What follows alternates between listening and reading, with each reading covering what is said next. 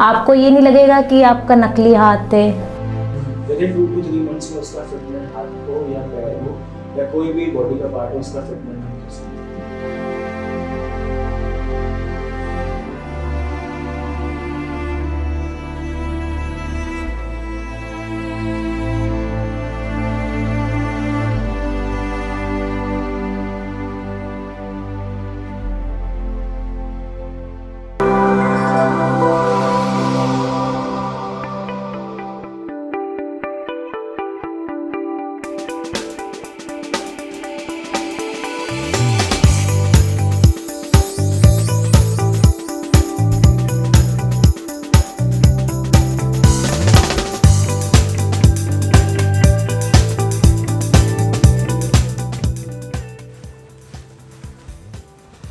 आज हम आपको इंट्रोड्यूस कराने जा रहे हैं GALS प्राइवेट लिमिटेड के हेड और डायरेक्टर मिस्टर आदित्य नागपाल जी से, या मैं यूँ कहूँ डॉक्टर आदित्य नागपाल जी से। सो डॉक्टर आदित्य, आप हमें बताएंगे ये GALS प्राइवेट लिमिटेड है क्या और ये कैसे काम करती है? सर बेसिकली GALS जो है ग्लोबल आर्टिफिशियल लिम्ब सॉल्यूशंस, ये हमारी एक कंपनी है जी। तो इसका शॉर्ट फॉर्म है GALS प्राइवेट लिमिटेड। ये बेसिकली काम करती है, हमारी जो कंपनी है वो रन करती है प्रोस्थेटिक्स एंड ऑर्थोटिक्स के पेशेंट्स के लिए। ये कंपनी बेसिकली काम करती है। तो क्या मतलब होता है इसका? बेसिकली प्रोस्थेटिक्स का मतलब होता है कि जो पेशेंट्स होते हैं जिनके मिसिंग लिम्ब होती है, मतलब कि जिनका ना तो कोई हाथ होता है, चाहे उसको आप एक्सीडेंटली कह लो, ट्रॉमेटिकली कह लो, या फिर उसको आप पैदाइशी कह लो, मीन्स कंजेनाइटल कह लो। अच्छा। या फिर कुछ पेशेंट्स ऐसे होते हैं जिनको मैं आपको बताता हूँ, कुछ पेशेंट्स ऐसे भी होते हैं जो वॉलेंट्री अपना एम्पुटेशन करवाते हैं। अच्छा। मतलब कि वो अपना हाथ, उनकी कोई वेन जो होती है वो कोई ब्लॉक होती है जिसकी वजह से उनके हाथ पैर फंक्शन नहीं कर पाते। तो उसको पूरा करने के लिए वो उसको वॉलेंट्री, मतलब कि अपनी मर्जी से भी उसका एम्पुटेशन करवाते हैं। यानी अगर मैं सिंपल लैंग्वेज में कहूँ तो जिन पेशेंट्स के हाथ नहीं होते हैं या उनके लिम्स पैर नहीं होते हैं या उनके बैकबोन थोड़ी टेढ़ी होती है, तो आप उनको प्रॉपर सीधा करने का और उनको सही तरीके से उसका आप इलाज करते हैं, राइट? और साथ में उसके लिए आप आर्टिफिशियल ये सारी चीज़ें बनाते हैं ताकि वो सही तरीके से उसे ऑपरेट कर पाएँ अपनी बॉडी को।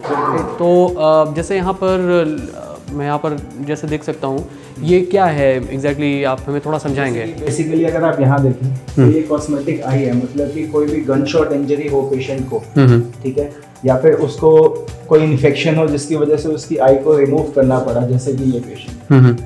आप देखिए इसकी ये हमने डाई बना के आई लगाई है, उसके बाद हमने सिलिकॉन में कवर करके ये आई को उस पेशेंट के ऊपर लगाया है। तो इसमें कोई देख के कह नहीं सकता इतने डिस्टेंस से कि इसने आर्टिफिशियल आई लगाई हुई है।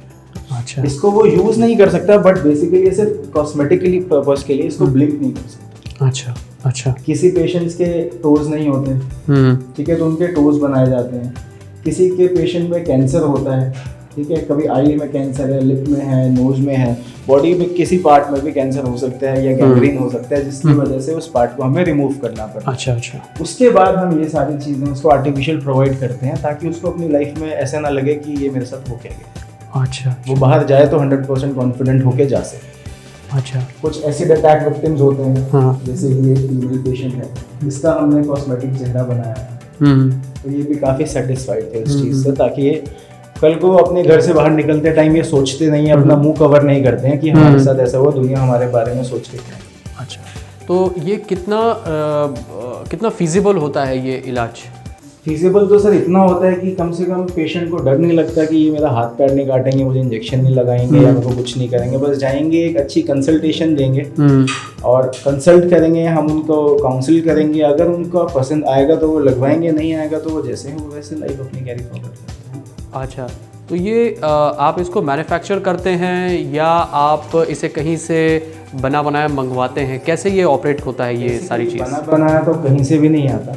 कुछ चीज़ें होती हैं जो बाहर से बनी बनाई आती हैं, जिसमें हम प्रोस्थेटिक्स में काउंट करते हैं। जैसे कि नी जॉइंट होता है, ठीक है, बहुत तरह के नी जॉइंट आते हैं, वो बाहर से इंपोर्ट किए जाते हैं जी। यहाँ पे आकर असेंबल करके हम उन्हें बनाते हैं। अच्छा, ठीक है, पेशेंट की ट्रेनिंग हम करवाते हैं, सब कुछ। पेशेंट को जो डाउट होता है वो उस जॉइंट में कभी डाउट नहीं आएगा, जो डाउट आएगा वो जो हम उसको एक्स्ट्रा कवरिंग करते हैं, जो उसके सॉकेट बनाते हैं जिसकी वजह से वो उसको चल पाता है, वो सारी चीज़ें हम लोग करते हैं यहाँ पे।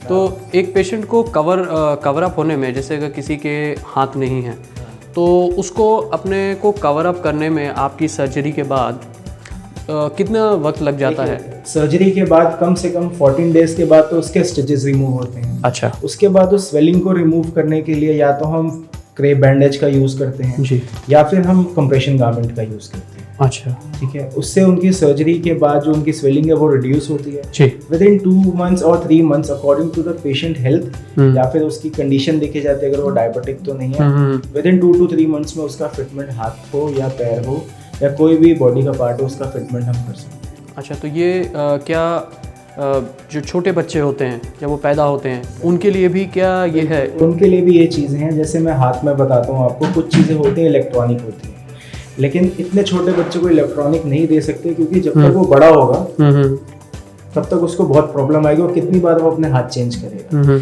इसलिए उनको कॉस्मेटिक हैंड दिया जाता है, जो सिर्फ कॉस्मेटिकली दिखता है, 100% सेम दिखेगा। आप उसको यूज़ नहीं कर पाओगे। जब वो बच्चा एक एज में आ जाएगा, उसको पता है 18 के बाद उसकी अब इतनी हाइट नहीं बढ़नी है, ग्रोथ नहीं होनी, तब हम उसको इलेक्ट्रॉनिक चीज़ देते हैं, जिससे वो आगे अपनी लाइफ को अच्छे से निकाल सके। अच्छा, इससे पहले आपने मुझे एक बात बताई थी कुछ देर पहले कि जब वो बच्चा होता है तो उस केस में इसकी रिकवरी अच्छी हो जाती है, लेकिन जब वो उसका एक सर्टेन एज हो जाती है, जैसे अगर मैं बात करूँ कि घुटनों में, तो अगर किसी के घुटने थोड़े बेंट होते हैं, वो इस तरह से चलता है, तो बच्चे होने पर उसको अगर आप इस सर्जरी देते हैं तो हो सकता है वो रिकवर करे और सही तरह से आगे चल पाए। जो आप केस मुझे बता रहे हो, ये सेरिब्रल पाल्सी का केस है। इसमें क्या होता है, जब बच्चे का जन्म होता है जी, आपने देखा होगा काफी मूवीज में ये चीज तो बहुत आम हो गई है, जब बच्चा पैदा होता है वो रोता है, ठीक है। अगर बच्चा रोता नहीं है तो उसके माइंड में वो जो डिजायर्ड ऑक्सीजन बॉडी को चाहिए वो मिल नहीं पाता। अच्छा, इसलिए डॉक्टर उसकी पीठ को टैप करते हैं बार-बार, ताकि अच्छा, वो जितनी देर में रोता है उतनी दिमाग का वो हिस्सा उसका डैमेज हो जाता है, वहां तक ऑक्सीजन नहीं पहुंच पाता। अच्छा, तो इसलिए बच्चे जो होते हैं वो सीपी पैदा होते हैं, मतलब कि सेरिब्रल पाल्सी होती है। अच्छा, काम वो ऐसे पैदा होते हैं, उनके हाथ भी क्लॉ होंगे या उनका क्लब फुट होगा या फिर उनके पैर टेढ़े होंगे या एक डायरेक्शन में टाइट होंगे, अच्छा, स्पास्टिसिटी। अच्छा, उसको करेक्ट भी हम लोग करते हैं। जैसे जितनी जल्दी पेरेंट्स को इस चीज़ का पता चलता है वो डॉक्टर्स पास जाते हैं, डॉक्टर्स हमारे पास भेजते हैं। अच्छा, उसको हम लोग करेक्ट करते हैं। कुछ टाइम के बाद जैसे जैसे उनकी हाइट बढ़ती है वैसे वैसे उनकी बोन्स का जो स्टार्टअप है, जो कंस्ट्रक्शन है, वो स्ट्रेट होने लग जाता है। अच्छा, अच्छा। तो ये जहाँ मैन्युफैक्चर होता है, जहाँ ये बनता है, जहाँ आप लोग इसे असेंबल करते हैं, क्या आप वो जगह हमें दिखा सकते हैं? बिल्कुल दिखाता हूँ।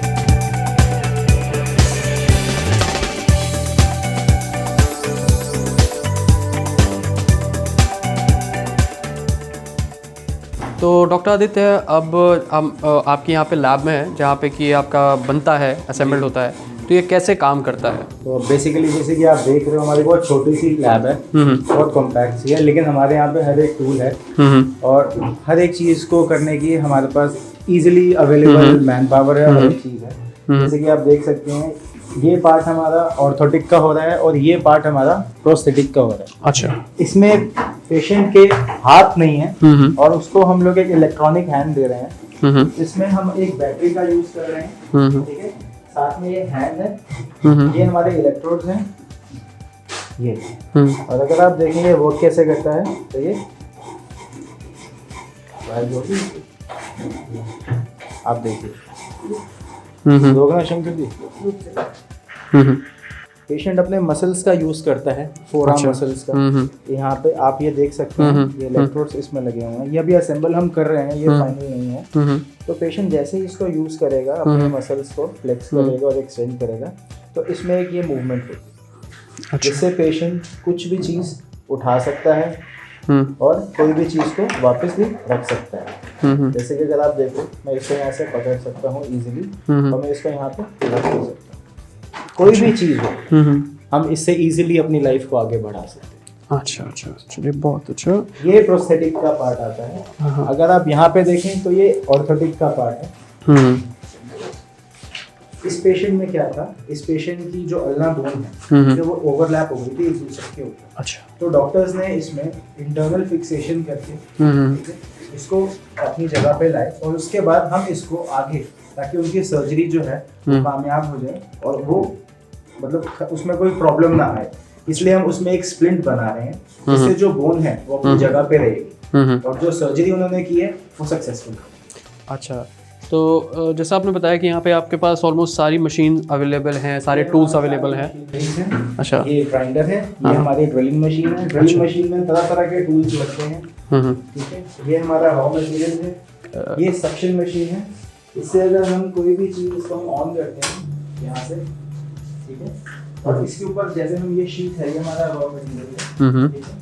इसको इस पैर की शेप देनी है, हम इस शीट को इसके अंदर डालते हैं। इसका टेम्परेचर इसमें 164 है, हमने इसको 250 पे सेट किया हुआ है। जब ये 250 पे जाएगा हम शीट को इसमें डालेंगे, ये मेल्ट हो जाएगी, उसके बाद हम इसको इसके ऊपर चिपका देंगे, तो ये प्रॉपर्ली इसकी शेप ले लेगी। अच्छा, ऐसे इसको चिपका देंगे तो ये चीज प्रॉपर्ली 100 पे आ जाएगी। अच्छा, तो प्रॉपर शेप आ जाएगी। ये उन बच्चों के लिए है जिनके पैर फ्लैट होते हैं, आपने सुना होगा फ्लैट फीट है, ये फ्लैट फीट के बच्चों के लिए इंसोल बना है। अच्छा, सारी जगह सेम चीजें नहीं होती, ये बेसिक मशीनरीज हैं जो कि यूज होती हैं। एडवांसमेंट भी बहुत ज्यादा आती है, तो जब बेसिक भी वही काम कर सकती हैं और एडवांस वाली भी वही काम कर सकती हैं। बेसिकली बात आती है सब कुछ फिनिशिंग के ऊपर। फिनिशिंग इंसान करता है, मशीन नहीं। तो जैसा आपने बताया वहाँ पे जो आप मैन्युफैक्चरिंग करते हैं, असेंबल करते हैं, तो हम कुछ देख सकते हैं कि क्या एग्जैक्टली है कोई पेशेंट्स के बारे में? बिल्कुल, आप देख सकते हैं ये हमारे एक पेशेंट हैं, इनका नाम काजल है। इनका बेसिकली एम्पुटेशन हुआ था, अगर आप अपना हाथ दिखाएंगे। इनका चारा काटने वाली मशीन में हाथ आ गया था एक्सीडेंटली। अच्छा, तो उसके बाद डॉक्टर्स को इनका हाथ रिमूव करना पड़ा, ठीक है, क्योंकि और कोई ऑप्शन नहीं था। उसके बाद इन्होंने डॉक्टर को बोला कि हमारे को आगे हम अपनी लाइफ को कैसे देख सकते हैं, तो उन्होंने मेरा नंबर इनको दिया और ये मेरे पास आए। मैंने इनको कुछ दिखाया कि ऐसे हाथ होते हैं, हर एक चीज़ होती है। तो उसके बाद ये खुश हुए देख के, इनको लगा कि हाँ अच्छा कर सकती हूँ मैं। फर्स्ट डे जिस दिन आई थी उस दिन तो बहुत घबरा रही थी कि मेरा हाथ काट देंगे, मेरा अंगूठा भी काट देंगे, लेकिन बाद में हमने इनको समझाई हर एक चीज़। तो आज आप देख सकते हैं कि हम यहाँ बैठे और ये अपना हाथ इलेक्ट्रॉनिकली अपने आप कैसे कंट्रोल कर रहे हैं। काजल, आप अपना हाथ ज़रा यूज़ करके दिखाइए। काजल, आप खुद बताइए, कल आपने यहाँ पे बैठ के क्या क्या एक्टिविटीज़ की थी हाथ से अपने? मैंने इस हाथ से कई चीज़ें पकड़ने की कोशिश की थी, जैसे गिलास, कप, छोटे पेन, पेंसिल, इन चीज़ों को पकड़ने की कोशिश की थी। हुआ अधिक और पहले से काफ़ी ज़्यादा इम्प्रूवमेंट है इसके अंदर। तो अभी आपने जैसा बताया ये सारी चीज़ें, तो मतलब वाकई बहुत अच्छा लग रहा है देख के कि अपनी एक नई लाइफ जिसे कहते हैं आप लोगों ने इनको दे दी है। बिल्कुल कोशिश की है, हमने कोशिश की है, आपने कोशिश भी की और नई लाइफ आपने इनको दे भी दी है, ताकि अब ये खुश है और अपनी लाइफ को आगे बढ़ा पाएंगे। जी बिल्कुल।